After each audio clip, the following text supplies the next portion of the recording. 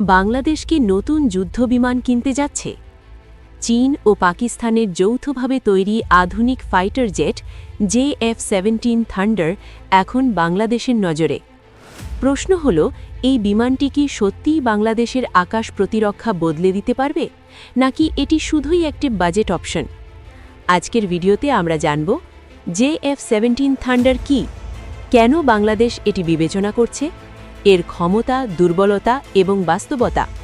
শেষ পর্যন্ত থাকুন, কারণ শেষের দিকে থাকছে কিছু গুরুত্বপূর্ণ প্রশ্ন। JF-17 থান্ডার কি?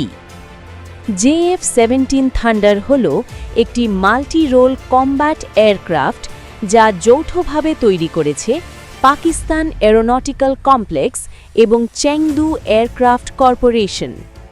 প্রথম ফ্লাইট 2003, সার্ভিসে আসে 2007। এটি তৈরি করা হয়েছে এমনভাবে যাতে কম খরচে আধুনিক ফাইটার সুবিধা পাওয়া যায়। মূল বৈশিষ্ট্য: মাল্টি রোল, A2A এবং A2G, আধুনিক radar, AESA variant, BVR missile capability, কম অপারেশন খরচ। কেন বাংলাদেশের আগ্রহ? বাংলাদেশ বিমান বাহিনী বর্তমানে ব্যবহার করছে F-7, পুরনো চাইনিজ জেট, MiG-29, সোভিয়েত যুগের। এগুলোর অনেকই এখন আপগ্রেড বা রিপ্লেসমেন্ট দরকার। এই কারণে নতুন প্রজন্মের ফাইটার খোঁজা হচ্ছে। JF-17 কেন আলোচনায়? তুলনামূলক কম দাম, সহজ মেইনটেনেন্স, চীনের সাথে ভালো সামরিক সম্পর্ক, পাকিস্তানের অপারেশনাল অভিজ্ঞতা। বিশেষ করে JF-17 ব্লক 3 ভার্সনে রয়েছে AESA radar, helmet mounted display, PL-15 long range missile সম্ভাব্য। যুদ্ধ সক্ষমতা: JF-17 থান্ডার কি সত্যিই শক্তিশালী? Air combat, BVR, beyond visual range capability, আধুনিক missile system, ground attack, precision guided bomb, anti ship missile capability. Speed প্রায় ম্যাক 1.6।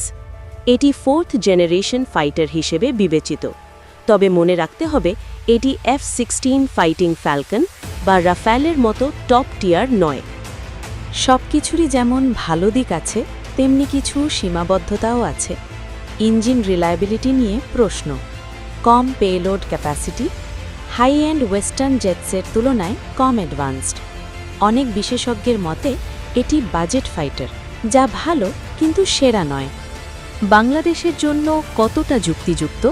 বাংলাদেশের জন্য গুরুত্বপূর্ণ বিষয় বাজেট, রক্ষণাবেক্ষণ, আঞ্চলিক নিরাপত্তা।